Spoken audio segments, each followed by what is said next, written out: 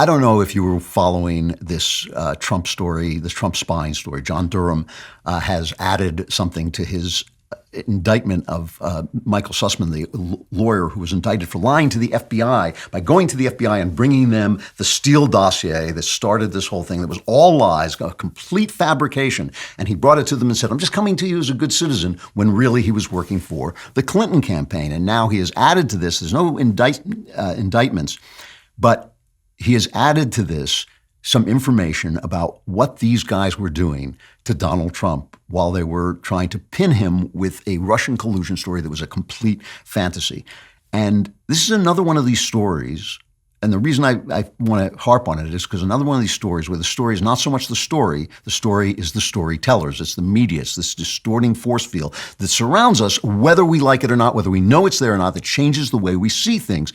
You know, you have to remember the media would have lied to us twice as much if they weren't so busy cheating on their wives, if they weren't so busy chasing their female interns around the room, if they weren't jerking off on Zoom calls and grooming little kids. They would have really lied to us, but they lied to us, okay?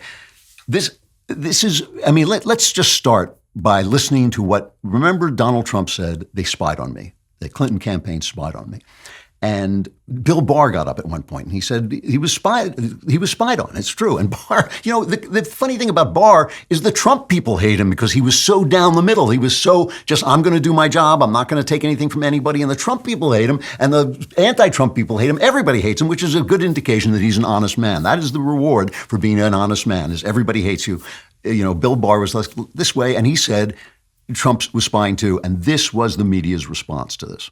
It's completely wrong. It did not happen. There was no spying. There was. It's Pizzagate. The conspiracy gene. Exactly. It's Pizzagate. The conspiracy gene is no more accurate than Pizzagate. No one was spying on the president through the microwave. No one spied on the Trump campaign. There was no spying. There was no spying. No spying. There was no spying. There was no spying. There was no spying. There was no spying. There was no spying. There was no spying.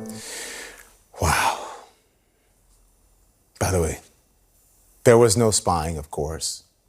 There was no spying. There was no spying on the Trump campaign. on the Trump campaign. It's been a year and a half. There was no spying on the Trump campaign. Of this crap. No spying on the Trump campaign. Which is a conspiracy theory. No spying on the Trump campaign. Facts matter. And, oh, by the way, no, there was no spying on the Trump campald There's any spying on the Trump campaign. I love Don Lemon. He's always the one I love the best because he's always so weary. He's so weary with the world. The world is just not fine enough for him. You know, they keep telling the truth, and you know he's got the narrative. He knows what the narrative is, and that truth keeps getting in the way. So he's got that sigh and that little doe-eyed look. You know, there's no spying. So here's what John Durham says happened.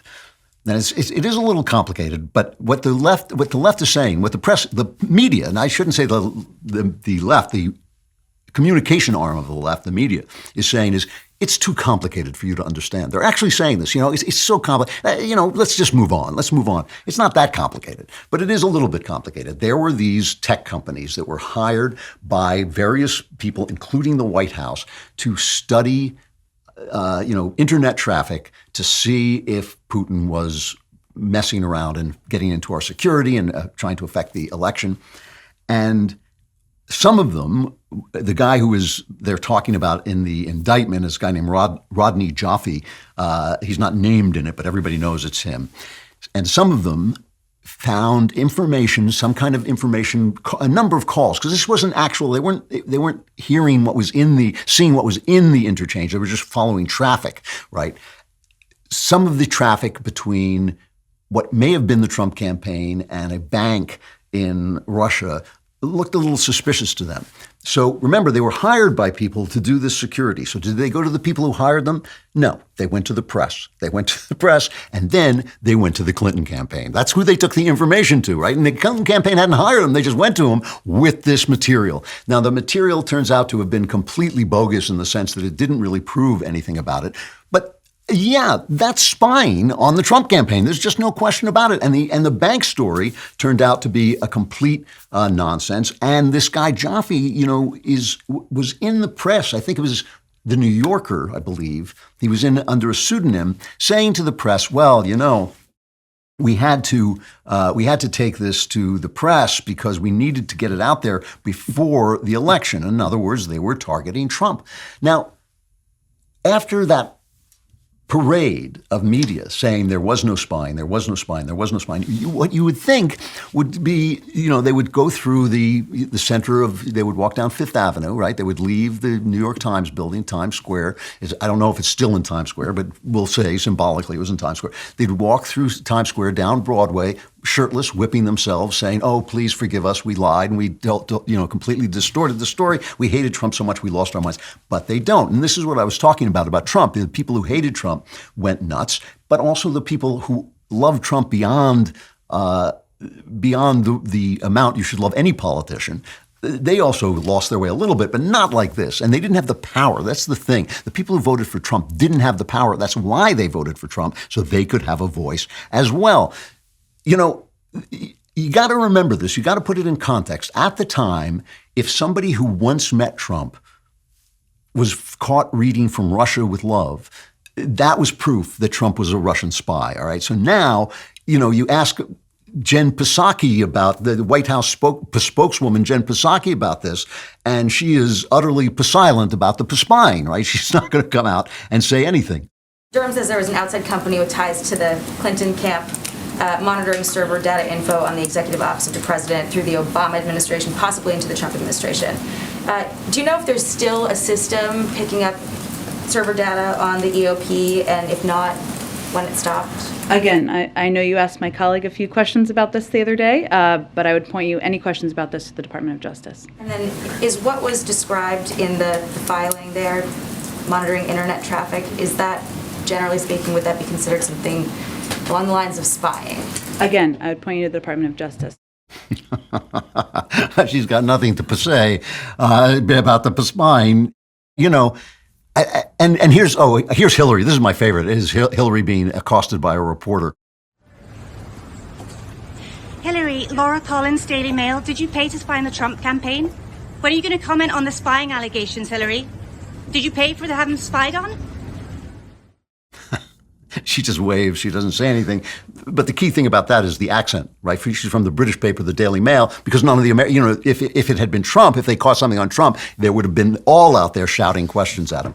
So it just brings me back to the idea that this is we're seeing our country through a distorted lens when we pay attention to politics. We need to pay attention to our own lives a little bit, our own work, and the things that we do, and they start to judge the country according to that. And I think that once you realize that Pope Benedict was right, that we are always going to be broken until Jesus comes again, and how evil is always there, and how suffering. What Benedict has a wonderful line. He calls it the passion of being human, which means the suffering of being human is always going to be there. Then you realize that, no, this is the fight we're in. This is the thing that we have to do, and it's happening here. It's happening here because we are who we are, because we are America. We are the future of the country.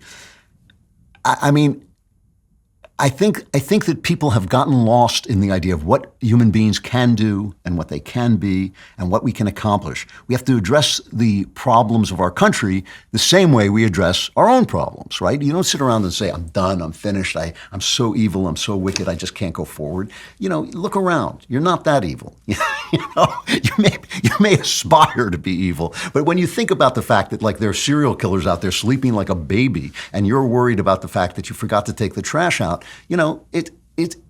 you have to have the same perspective on your country. Throughout history, every country, there's never been a good country. There's only been countries in which good things have happened. This is a country in which great things have happened. Great things have happened. And great things may still happen if we win the fight that we're in. And it is a fight of values. It is a fight about morality. It is a fight about what human beings are. It's a fight about how we treat one another. It is a fight about whether we judge one another according to the color of our skin, whether we treat women with respect and acknowledge that women are women. That's a fight we can win. We can win this fight. I think we will. I think we're on the march, but we just have to remember we have to be in it. We have to stay in it, and we have to keep hoping and keep our hopes alive so that we fight with everything we've got. If you love great content instead of bad content, subscribe and like. And if you want more Klavan-y goodness, subscribe to my podcast, The Andrew Klavan Show.